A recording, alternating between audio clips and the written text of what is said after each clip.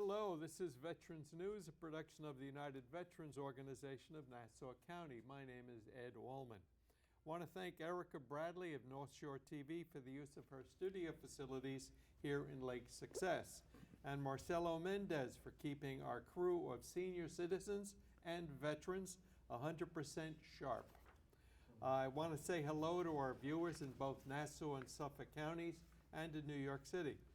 I'd like to thank Sabrina Lacey, the former commander and current chaplain of the Suffolk County VFW, for being our co-host.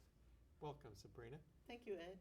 Our guest today is Dennis Duffy, Secretary of the Sons of the Union Veterans of the Civil War, and Paul Farinella, the Junior Cadet Coordinator. We'll find out what Junior Cadet Coordinator is as soon as we get through with this. Let us remember some of the veterans that died recently. Dr. George Weissoff was a captain in the U.S. Army from 1959 to 1961. From Manhasset, he was 95 years old, and he became a surgeon after his tour in the Army. Patrick North, formerly of Brightwaters, died at 78 years young. He was a lieutenant during the Vietnam War. Charles Cipolla went to law school first, then joined the Marine Corps. He was 94 years old. Bob Kelber of Levittown was a proud Army veteran. Melvin Duckerly served 2 years in the U.S. Army. He was a businessman, a golfer, a surfcaster, and a fly fisherman. Bert Cohen was a World War II veteran from Cedarhurst. He was a salesman, a cruise ship dancer, and get this, and he was a hypnotherapist. I don't know what a hypnotherapist is, but I'm glad he was. Jack Cassidy was a Marine colonel with many medals, including the Silver Star. He became a high school principal in Central Islip. And lastly, Joseph Veroni of Seaford died at 93 years old. He was a veteran of the Korean War in the Air Force. If you know a veteran who died recently and you would like their name mentioned here, please send me a message to mardiv1@optimum.net. You're looking at something. Wally Geary. And yes, Wally Geary. This was just brought in by Eric Spinner. Walter Geary was a Marine Corps veteran from Baldwin. He was a proud member of the Vietnam War Veterans Association in Nassau County.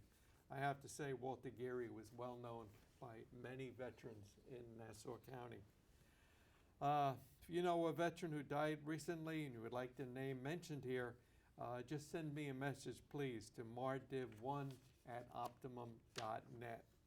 Now is the time for our guest, Dennis Duffy. Welcome. Okay. Thank you, Ed. And Paul, what's your last name? Farinella. Farinella. Okay. Thank you. Paul, you are the coordinator. You are. I'm for the Sons of Union Veterans of the Civil War. I'm the coordinator of the JROTC Awards Program, Junior Reserve Officer Training Corps. Okay, you're going to talk about that Yes, in just I will. a minute. Dennis, you are the secretary. That's correct. And what else? You have another job that sounds very frightening. Yes, I'm the Graves Registration Officer. What is that? The Sons of Union Veterans of the Civil War exists to honor our ancestors who preserved the Union. We call it Remembering the Boys in Blue. And of course, in order to honor somebody, remember somebody, you've got to have some information about them. So one of the main programs of our organization is to find the final resting place, the burial of every Union Civil War veteran. There were about 2.1 million who served the Union. That's 2.4 million 2.1 million. served in the Union Army. Army, Navy, Marines, and something called the Revenue Cutter Service, which was the forerunner of the Coast Guard. Okay. So far, we've recorded in our computer system about 850,000 graves. So we have about 1.2 or 3 million to go, but we're getting there. These are just Union soldiers that died after the war, or Died during the war or after the war. Oh, So it okay. it doesn't matter when they died. And of course, at this point, they're all deceased. And we enter about yeah, 15,000 graves a year into the database. So it's going to take a while to get it complete. And of course, there are some that we will probably never find. right. But we're very proud of that work. We have a couple of hundred people working on it. Dennis, before you go on any further, were you in the service? Yes, Did you join the American Legion? yes. Okay. What did you do in the service? I You was- look like you were Navy. Well, no, I was an Army corpsman, but the only place I ever Okay. worked was St. Albans Naval Hospital. So maybe that's what happened. Okay. And what year Paul? was that? 1966, 67. How long were they in existence during that period of time, you think? Before you got there? How long was the hospital in Yeah. existence? Is it still there now? St. Yes, Albans? but it's, I believe, a nursing home or assisted living facility for veterans. I believe the hospital was built during World War II. And it's a beautiful building. I was quite impressed when I first showed up there. It was well-built, well-designed. Right. Uh, Paul, you were in the service too. Yes, I'm an Army ROTC commissioned officer from Hofstra University. Hofstra University. Right, I was in the New York Army National Guard from 1971 till 1980, and then the USAR from 1980 to Doesn't 91. doesn't Hofstra have a great program for reserve Yes, officers? yes, they do, and it's been around since 1953. Back then, of course, it was mandatory Army ROTC. Today, it's not mandatory, so the number of cadets is far reduced.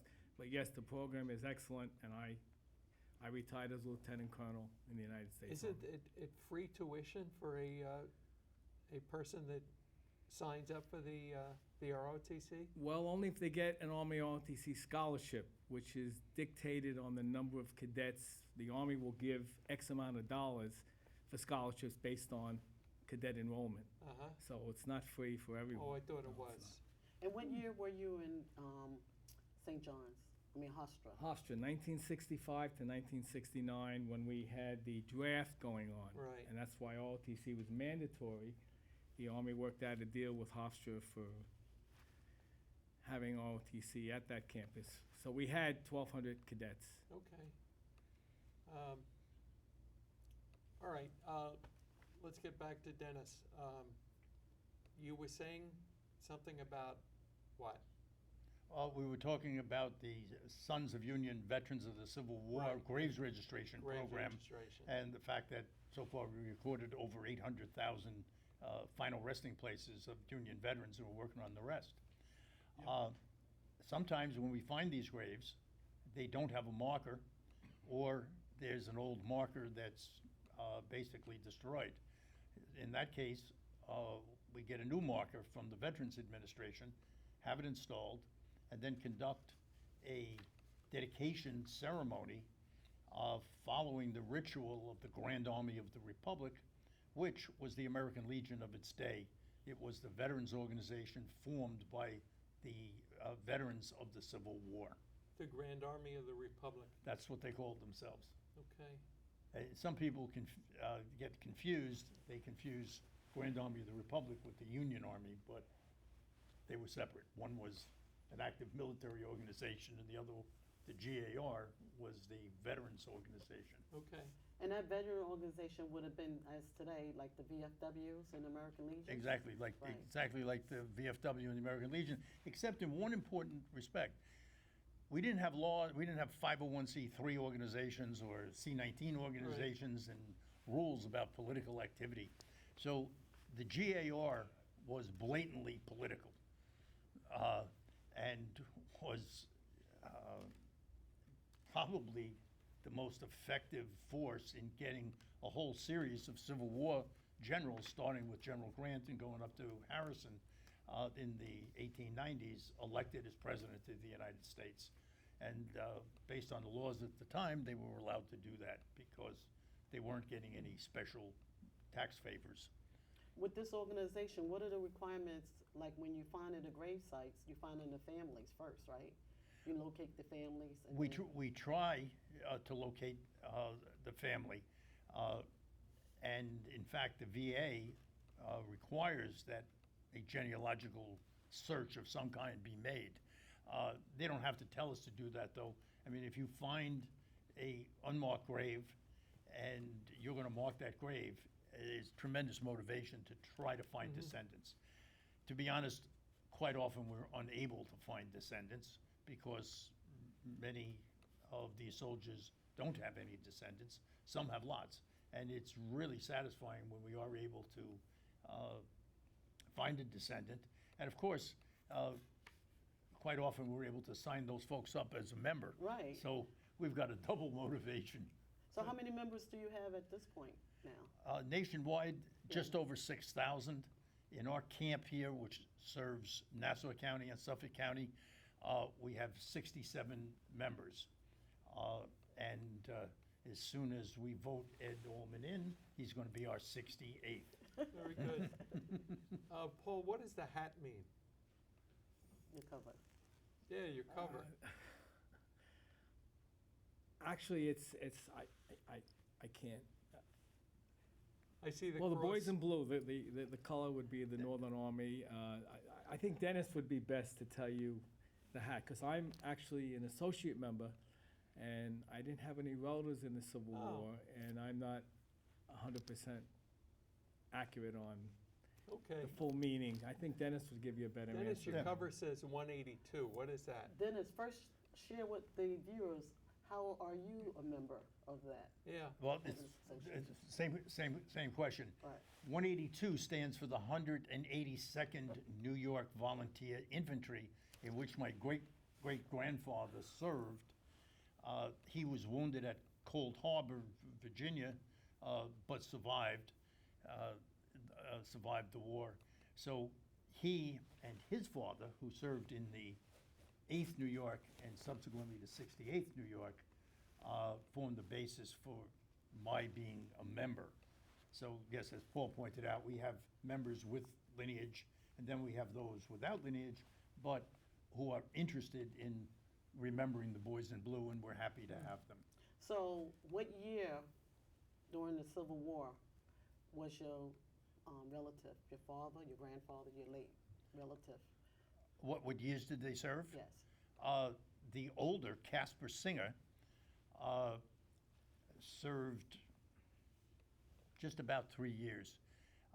He enlisted early in the 8th New York, and the regiment started off with number 1, so he was one of the early regiments.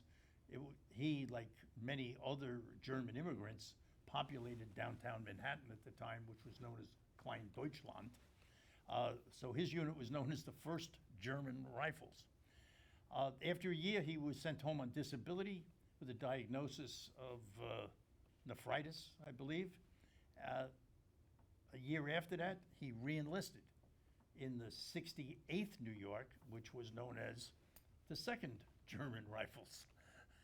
I thought you were Irish. I have Irish and German ancestors on both my mother's side and my father's side, Okay. from All right. Bavaria and Baden. And I thought the 182nd was somehow connected to the Fighting 69th that we've all heard of? Yes, that's correct. At the outbreak of the war, there were a number of militia units, dozens of them throughout New York State. One was the 69th New York State National Guard, or New York State Militia. And this is a fascinating story. 6 months before the war broke out, some prince, the Prince of York, the Prince of Wales, I forget which one, came to America on a state visit. Everybody You knew remember what year that was? that, yes, this was in 1860. 1860. Late 1860, and everybody knew that the war was going to ultimately happen. Everybody knew that the British mills needed Southern cotton, and that was a huge issue. Will Britain support the South? So officials at the state and federal level in the United States wanted to maintain good relationships with England. So when the prince came for a visit, the governor ordered a parade up Fifth Avenue or whatever in those days, and he ordered the 69th, among other militia units, to march. The colonel of the 69th was a guy named Corcoran, and Corcoran said, there is no way that this Irish lad that's right. is going to march in honor of those who oppress my people. So Corcoran was thrown in jail. He disobeyed an order. I guess the unit marched.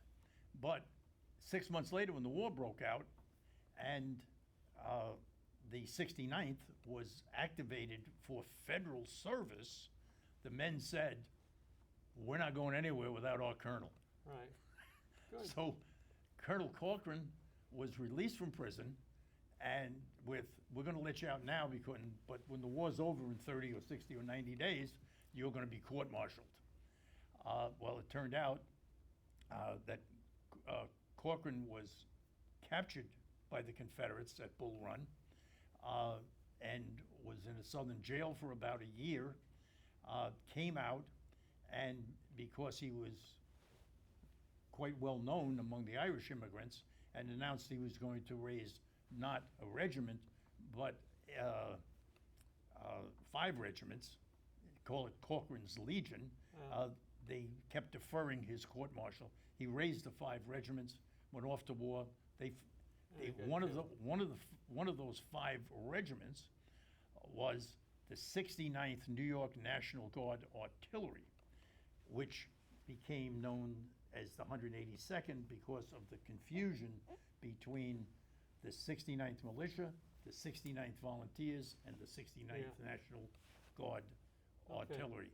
Paul, Just one more thing about Corcoran. okay. Corcoran avoided a court-martial by falling off his horse, landing on his head, and dying. Ah, Okay. And where is he buried at? Good question.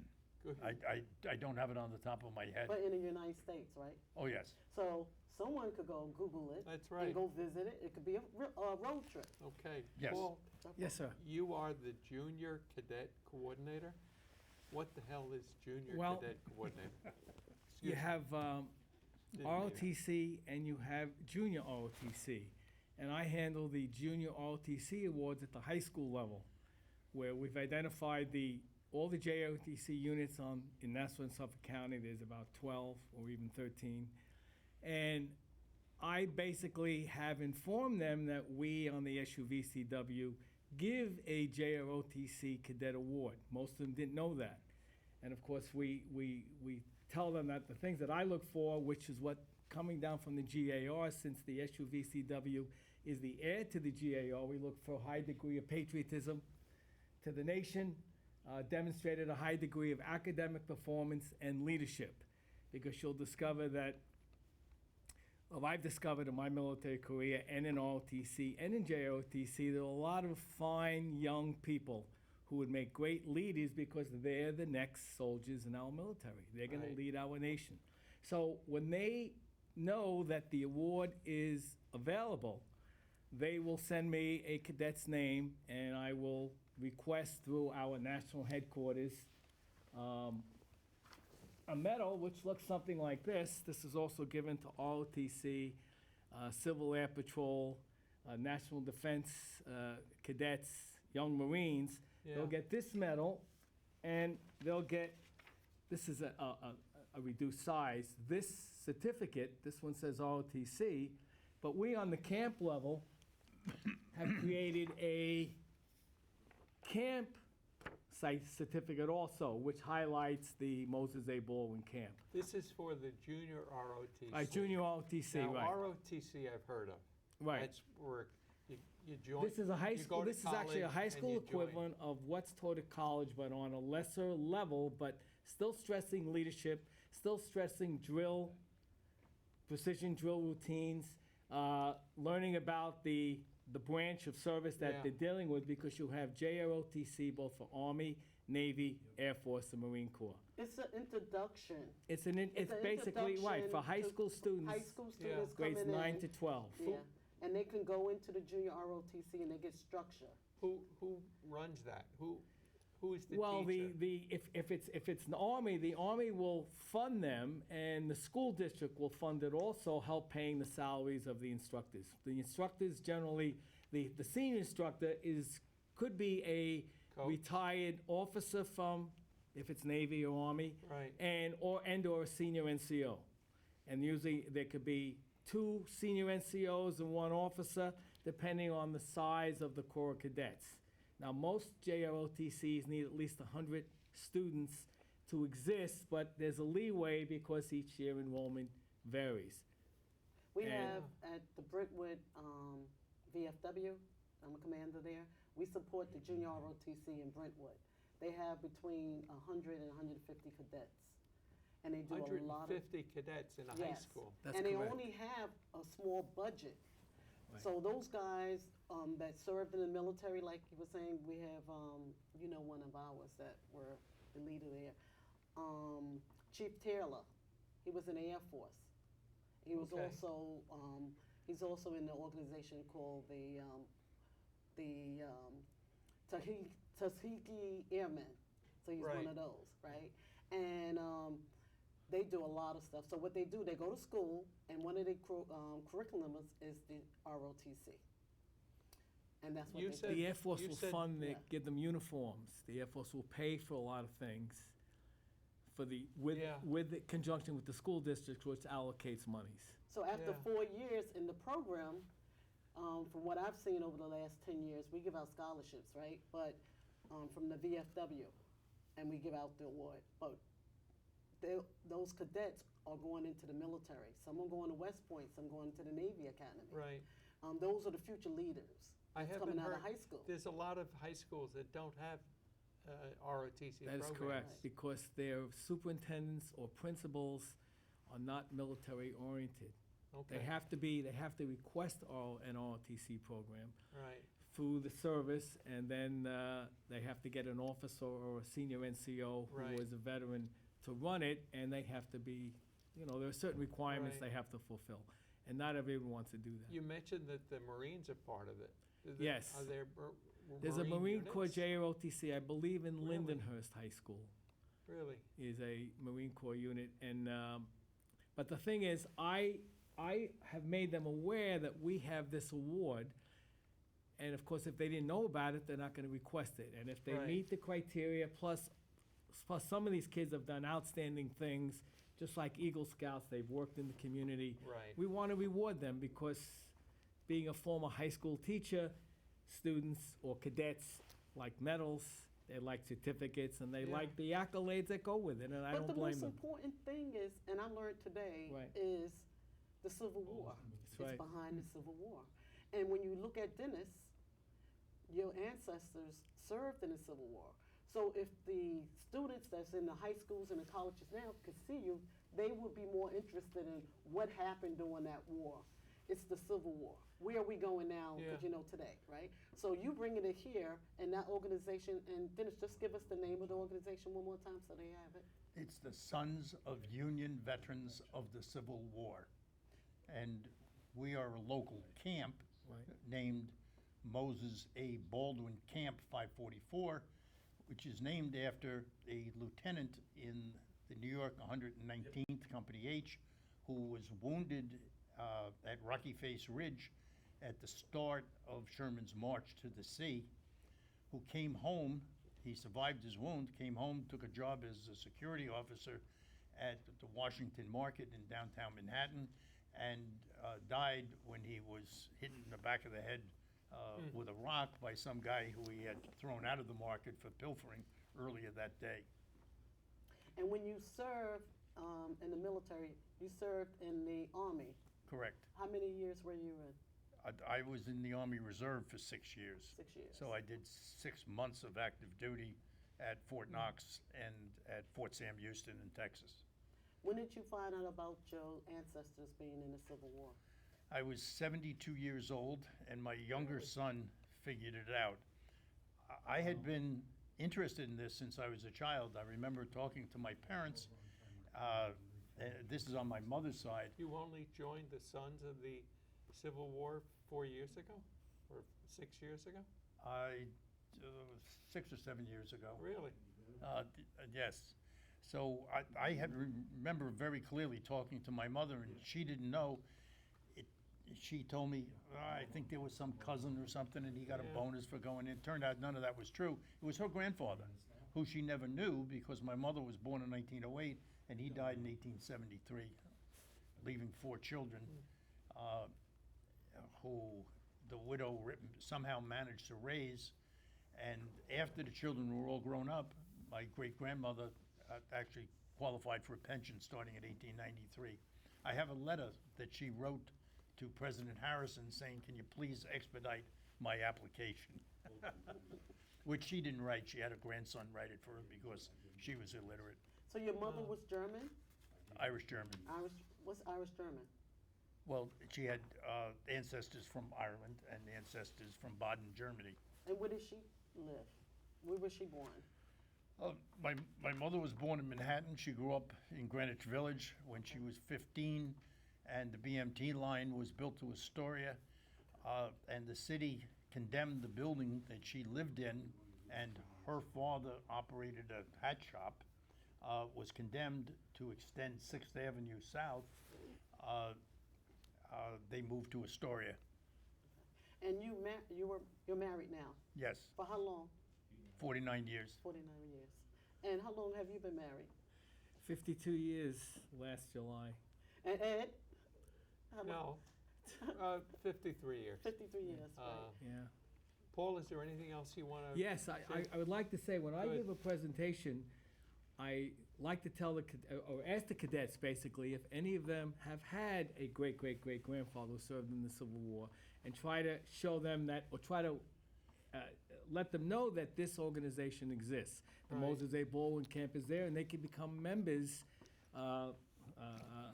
hereditary members if in fact their relative was in it, or an associate member down the road, because most of them, like everything else, are not aware that we exist, like many Right. organizations. So our job is not only to give awards, but to educate. And since I've done that most of my life, that's what I wound up Very doing. good. How long have you been an associate member of? Only about a year and a half. Really? Right, I just literally got in. I was at one of the ceremonies of a college brother, Pershing Rifle brother, who had his great-great-grandfather's stone rededicated, if you will, and I thought this is a wonderful thing, and Yeah. I signed up. So if there's someone wants to find out about their ancestors, what's the first thing they can do? Dennis Well, would the be first expert first on thing that. you have to do is completely forgetting about military, is you have to do a family tree, so you see the connections that anybody should do. And then the question is, Hey. you have somebody who was a male who was alive in 1860, the chances are 50-50 that they served, because half the men were enlisted or were drafted. Okay, we're out of time. I wonder if our whole crew can come up here.